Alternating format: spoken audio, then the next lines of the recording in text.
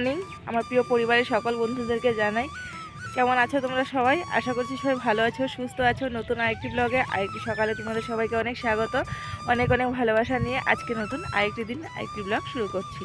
আজকে ব্লগটা জুড়ে থাকো, আশা করছি তোমাদের আজকে ব্লগটা ভালো লাগবে।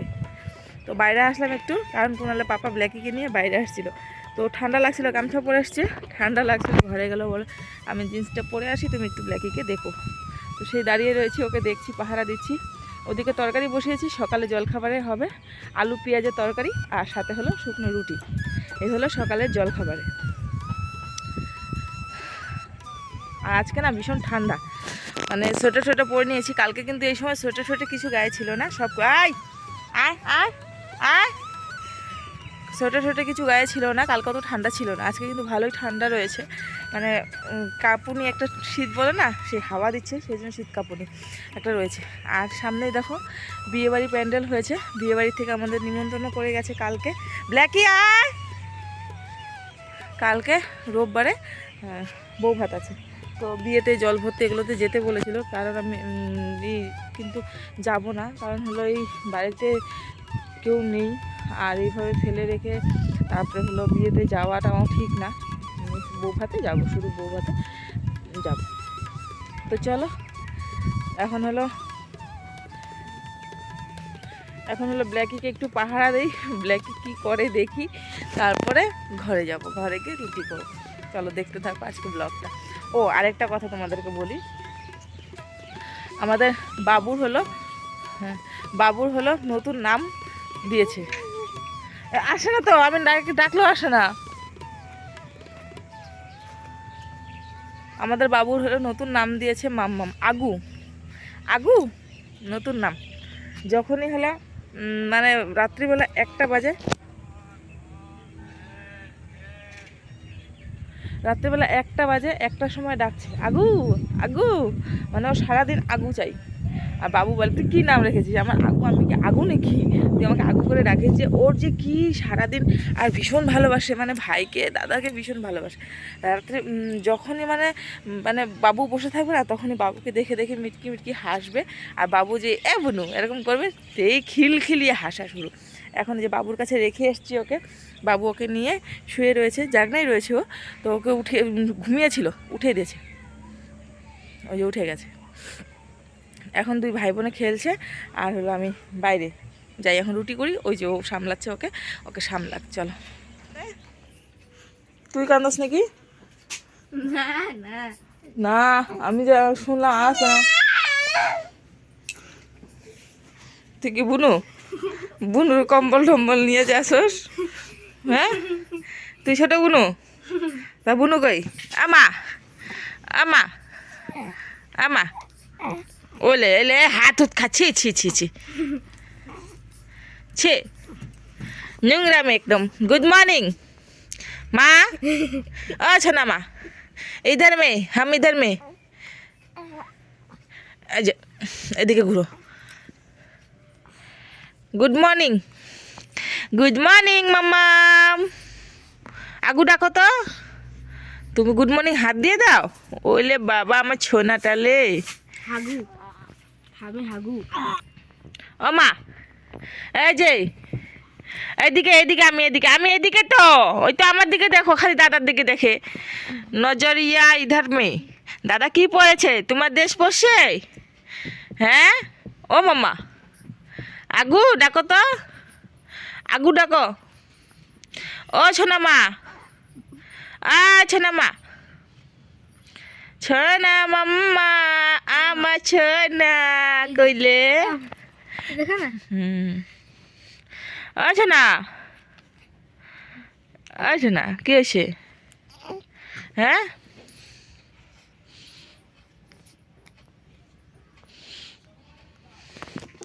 আচ্ছা না, গুড মর্নিং মাম্মা, মাম্মা। আগু ডাকো, আগু।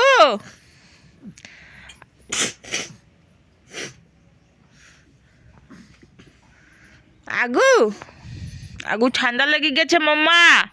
আগু দুষ্ট করে যে, এই জন্য আগু ঠান্ডা লেগে গেছে না? হ্যাঁ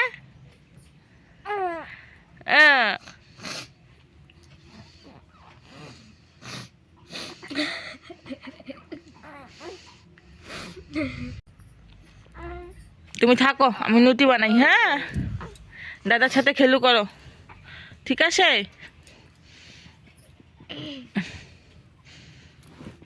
তোরা কোথাও লাগবো? বুড়া বুড়া বুনু সাচ্ছে।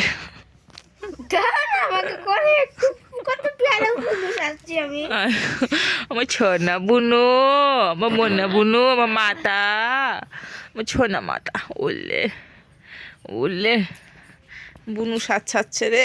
বুনু টুপি টুপি মাথায়, টুপিটা একদম মাথায় বসে গেছে দেখি তোর পুরা সেটিং। ওই যে বুনু দেখ,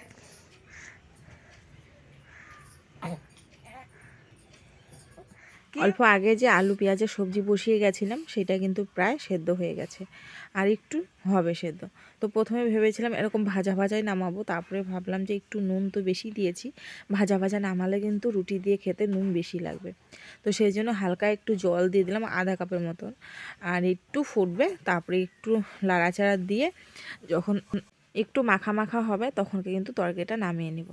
তো আরেকটু জল দিলাম, মনে হলো জলটা একটু কম হয়েছে, তো আরেকটু জল দিয়ে দিলাম। এবারে তরকারিটাকে ভালো করে ফুটতে দেবো।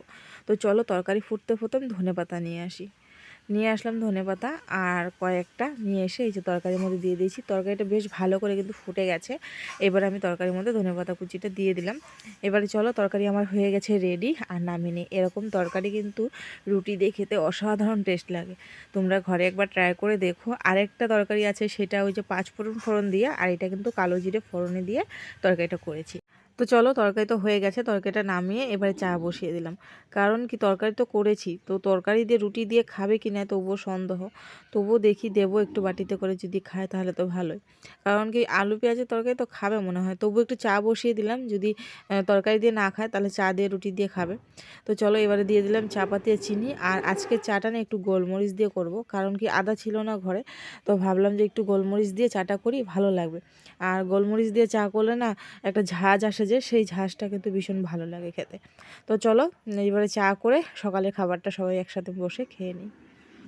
সকালে আমাদের খাওয়া দাওয়া হয়ে গেছে, সবার ব্রেকফাস্ট কমপ্লিট। তো ব্রেকফাস্ট কমপ্লিট করে আমি চলে আসলাম বিছানাপত্র তুলতে।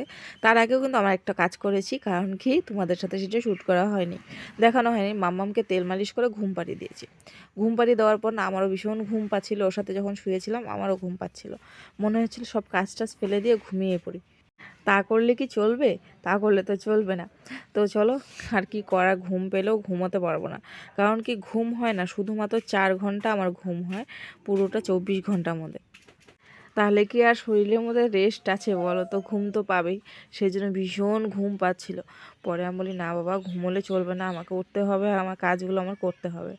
তো সেই উঠে গেলাম, আর বিছানাটা ও ঘুমিয়ে পড়েছে, তো ওইভাবে করেই তুলতে হয়। প্রত্যেকটা দিন আমি বিছানা এভাবেই তুলি, ও ঘুমোয় ওইভাবে করেই বিছানাটা তুলি। তো চলো বিছানাটা আধা তোলা হয়েছে, তো ভাবলাম যে না অর্ধেকটা তোলা হলো, থাক আমি গিয়ে স্নান করে আসি। জল গরম হয়ে গেছে ওদিকে, তো ভাবলাম স্নান করে নিই, তাহলে আমার অনেকটা কাজ কমবে। তো তাই ঝটাপট করে স্নান করে চলে আসলাম, কারণ কি জল পরে ঠান্ডা হয়ে গেলে, সেই জন্য আমি ঝটপট করে স্নান করে চলে আসলাম। গরম জল দিয়ে স্নান করলে না গরম মানে ঠান্ডাটা ভীষণ লাগে, আর ঠান্ডা জল দিয়ে স্নান করলে কিন্তু এই ঠান্ডা লাগে না, কি উল্টাপাল্টা বলছি, গরম ঠান্ডা লাগে না। তো সেই গরম জল দিয়ে স্নান করেছি, তো আরও শীত মনে হয় বেড়েই গেল। স্নান করার আগের থেকে মানে পরের শীতটা বেশি। তো সেই সোয়েটার টোয়েটার পরে নিলাম, যাতে করে মানে ঠান্ডা ভাবটা কম লাগে। তো সোয়েটার পরে এই যে মামামের বালতিটা এনে রাখলাম, একটা বালতি ঘরে রাখি। ও শি করার পর যা পটি করে শি করে যা জামা কাপড় থাকে সব রেখে দেই এই বালতিতে করে। কারণ কি বাচ্চাদের জামা কাপড় একটা সময় বুঝে ধুতে হয়, সব সময় বাচ্চাদের জামা কাপড় ধুয়ে দিলে না বাচ্চা ঠান্ডা লেগে যায়। তো সেই জন্য হলো সকালবেলাটায় ওর জামা কাপড় সমস্ত ধুয়ে দেওয়া হয়, আর হলো তারপরে আর ওর জামা কাপড় যা থাকে এই বালতির মধ্যে রেখে দিই। বাবুর সময় আমি তাই করতাম, তো সব জামা কাপড় বালতির মধ্যে রেখে দিতাম, পরে যখন পরের দিন সকালবেলা উঠে সব জামা কাপড় ধুয়ে দিতাম। তো মশারিটা আমার আর ভাঁজ করতেই হয় না এখন, প্রত্যেকটা দিন আমার মশারি এইভাবে বিছানা থেকে তুলে আবারও হলো ওই যে ওকে টানিয়ে দিলাম। কারণ কি তোমরা জানোই মশা মাছির ব্যাপার আছে, তো সেই জন্য এইভাবে টানিয়ে দিলাম। একটা ছোট মশারি আনতে হবে আমাকে, ওই যে ছাতির মতন যে মশারিগুলো আছে না, সেগুলো আনতে হবে। ওগুলো এনে মাম্মামকে যদি দিয়ে দিই তাহলে ভালো হবে, তাহলে ওর এই মশারি বড় মশারি দরকার হবে না, আর ওই মশারিতেও সুন্দর কিন্তু ঘুমোতে পারবে। তো যাই হোক, ওদিকে ও ঘুমোচ্ছে, ওকে ব্ল্যাঙ্কেট গায়ে দিয়ে দিয়েছি। আর এবারে ওর ছোট ছোট যত মানে কাপড় আছে, কি ছোট্ট ছোট্ট কাপড় না, ভীষণ ভালো লাগে, একদম পুচকি পুচকি কাপড়, ভীষণ ভালো লাগে কিন্তু। তো সব এখন চলো সুন্দর করে গুছিয়ে গুছিয়ে রেখে দিই। বিছানাপত্র সব গোছানো হয়ে গেছিলো, তারপরে চলে গেছিলাম বাসন কাসনগুলো ধুতে, কারণ অনেকগুলো বাসন ছিল সকালে খাওয়া দাওয়ার, সেগুলো বাসন কাসন সব ধুয়ে ঠুয়ে কলের পাড় থেকে নিয়ে আসলাম। আরও কিছুটা রয়েছে, সেগুলো নিয়ে আসছি এক এক করে। আর ফিল্টারের জল ছিল না, সেই জন্য পাম্পটাও চালিয়ে দিলাম।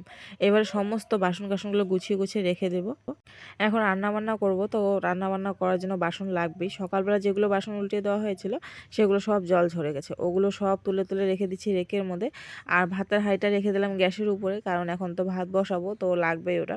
সারাদিন কত টুকি টুকি টুকি টুকি এগুলোই কাজবাজ থাকে বলো, সারাদিন রান্না বান্না খাওয়া দাওয়া বাসন ধোয়া কাপড় ধোয়া, এই একই রিপিটের কাজ।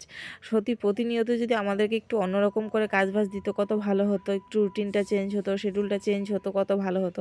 সেই একই রকম কাজ প্রত্যেক দিন করতে কার ভালো লাগে? হ্যাঁ, তবুও কী করব, উপায় নেই, আমাদের তো একই রকম কাজ প্রত্যেকটা দিন করতেই হবে। তো চলো এবারে ভাত বসাবো, তার আগে ডাল ঢেলে নিই। কালকে রাত্রেবেলা ডাল আনিয়েছিলাম, তো সেই ডালগুলোকে একটা বয়ামে ভরে নিচ্ছি, কারণ যখন যখন রান্না করব বয়াম থেকে নিলে ভালো হয়। নাহলে প্লাস্টিকে নিলে না, পরে প্লাস্টিক থেকে যদি ঢেলে না রাখি তাহলে না পরে ডালগুলো মানে পড়ে যাওয়ার একটা ভয় থাকে। তো সেই জন্য সবগুলো কৌটোতে ভরে নিলাম, আর প্লাস্টিকগুলো রেখে দিলাম, আগুন ধরানোর কাজে আসবে। তো চলো এবারে ভাত বসাবো, ডাল বসাবো, দুটোই বসাবো। আর ডালের মধ্যে তো কোয়াশ দিবই, কোয়াশ দিয়ে ডাল ভালো লাগে খেতে, তো সেই জন্য কোয়াশ দেবো ডালের মধ্যে। তো চলো এদিকে ডাল ধোয়া হয়ে গেছে, এবার ডালটা বসিয়ে নিই। ডালটা বসিয়ে দিয়ে ভাবলাম কি রান্না করব, তো ভাবি যে এখানে তো কুমড়োর ডগা আছে, তো কুমড়োর ডগা নিয়ে আসি। তো এখানে না বেশ কয়েকটা কুমড়োর ডগা ছিল, তো সেই ডগাগুলোকে কেটে নিচ্ছি বেছে বেছে, যে কোনটা কোনটা ডগা হয়েছে। আর লাইয়ের ডগা এখন কাটছি না, কারণ লাইয়ের ডগার মধ্যে না একটা দুটো করে লাউ ধরেছে, তো সেই জন্য কাটছি না, কারণ কাটলে তো নষ্ট হয়ে যাবে, সেই জন্য লাইয়ের ডগা খাওয়া বন্ধ। তো এই কুমড়োর ডগা একটু করে নিয়ে যাব, দু তিনটা যা পাই, আর আলু ঠেলু দিয়ে চচ্চড়ি করব, ভালো লাগবে খেতে।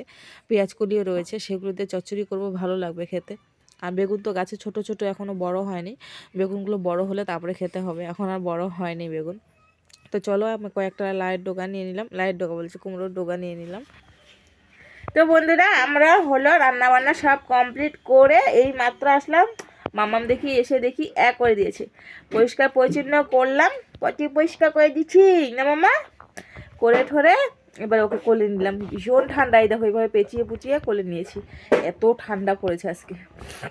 আমি তো সেই যে সকাল থেকে সোয়েটার গায়ে, এখনও সোয়েটার খুলতে পারিনি, এখনও সোয়েটার পরে পরেই ঘুরছি, আর এখন টুকটুক করে টুকটুকি বুড়ি। তো এখন হলো আমি এডিট হয়ে গেছে, ভয়েস ওভার দেবো, ভয়েস ওভার দিয়ে ভিডিও আপলোড দেবো, সব আপলোড দেবো। মনে হয় কি ওকে খালি এইভাবে নিয়ে সারাদিন বসে থাকি, রান্না বাড়ি খাওয়া বাড়ি সব বন্ধ করে দিই।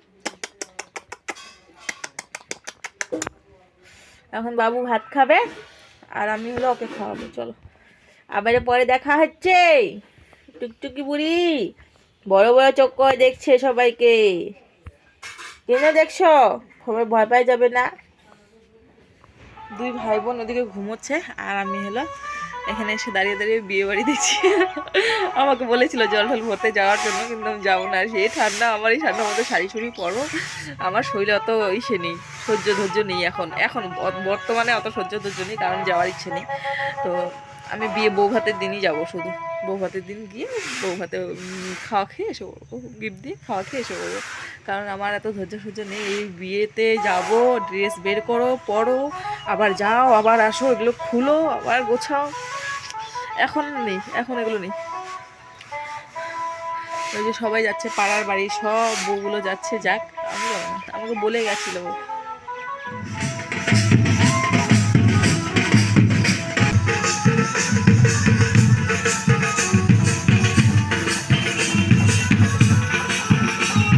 দুপুরবেলা খাওয়া দাওয়া নিয়ে বসে বসি, চচ্চড়ি ভাজা, আর ওই যেখানে রয়েছে তরকারি আর ডাল। চলো খাওয়া দাওয়া সেরে নিই এবার।